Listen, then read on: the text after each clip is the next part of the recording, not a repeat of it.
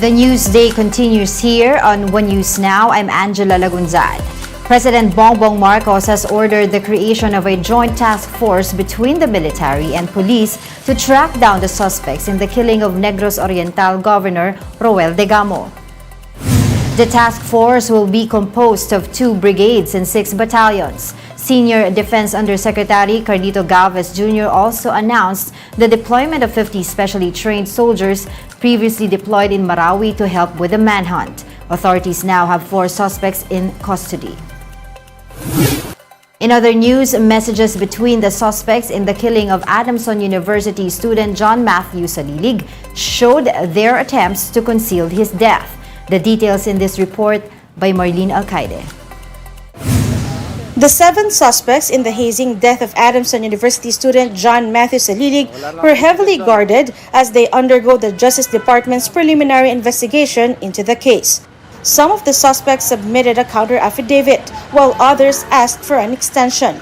The DOJ is set to decide whether the case should be elevated to the courts. The NBI has meanwhile shared copies of some of the online conversations among members of the Tau Gamma Phi fraternity. It was on February 17th when the group started planning for the welcoming rites for neophytes.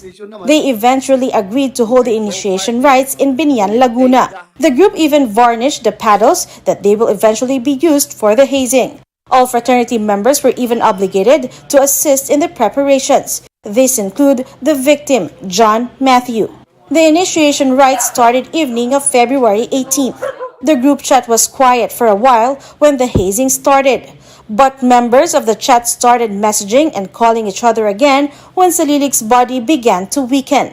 One of the members gave advice on how to handle the situation, but they say he might just be making excuses. From Binian, Salilig was transferred to Parañaque at the house of one of the fraternity members. Because of Salilig's weak state, someone advised the group to bite the victim's nail. Another said that Salilig may have to be taken to the hospital, but another replied negative.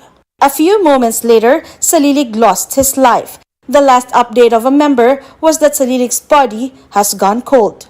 The next day, someone asked to have their conversations deleted, and following that, the frat members began speaking with each other only via call. One of their plans to dispose Salilig's body was to throw it into an open canal in Cavite. But once they decided on the final plan of burying him in a vacant lot, members started leaving the group chat one by one. According to the lawyer of alias Void, his client was only forced to join the initiation rites. Dinibdiban siya nung pag-suggest na dadalhin sa ospital. May nagsabi din sa kanya na kung hindi mag-cooperate, ikaw isusunod namin. Justice Secretary Boying Remulla says around 6 other suspects wish to surrender. The NBI is expected to file complaints next week. For News 5, Marlene Alcaide, we are One News. We'll be back with more stories after the break. Keep it here on One News.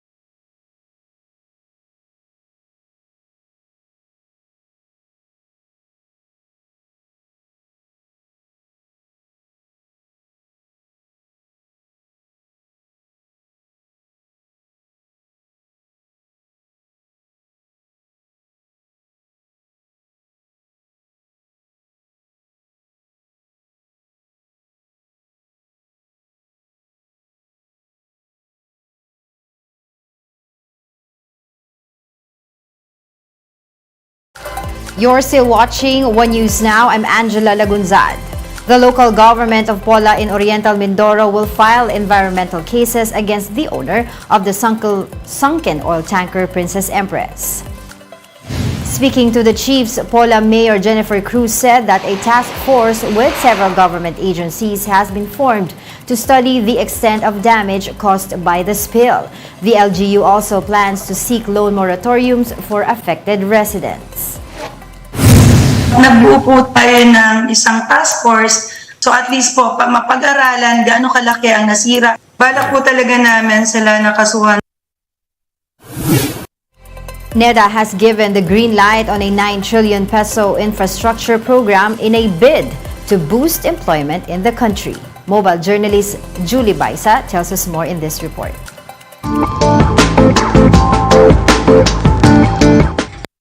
More infrastructure projects, more jobs. This is what the Marcos administration hopes to achieve moving forward. The National Economic Development Authority, or NEDA, recently approved close to 200 infrastructure flagship projects worth 9 trillion pesos. Majority of these infrastructure flagship projects are in physical connectivity and water resources, which include projects in irrigation, water supply, and flood management. The list also includes projects in digital connectivity, health, power and energy, agriculture, and other infrastructure. The list of projects include the Panay Railway, UP-PGH Diliman, and the rehabilitation of NAIA. Since these are big-ticket projects, the government is expecting higher employment figures and increased investment as a result.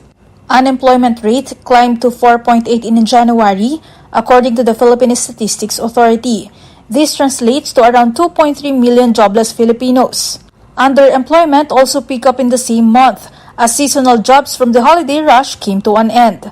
NEDA hopes that the new series of infra projects could help bring back lost jobs. Once they are rolled out, implemented, will boost employment opportunities because these are investments, these are construction. There will be construction activities, massive construction activities, and that will improve the investment climate in the country so that more investors can come in, both domestic and foreign, and the current investors can expand their operations. Those will create jobs. NEDA is also hopeful that more investments would soon come in, especially with President Bongbong Marcos selling the Philippines as an investment hub in recent trips. I also would like to think that it has been 7 months since the new administration has come in, and I think that that has more or less has already sent a signal that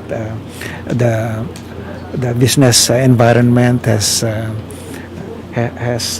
improved, because the president has been very clear that he is open to business, is opening up the Philippine economy to business, including foreign investment. So that I think drives confidence in the economy. Mobile journalist Julie Baiza, We Are One News. And those are the top stories of the hour. Join us later at 10:45 as we continue to monitor the day's biggest stories. I'm Angela Lagunzad. We Are One News.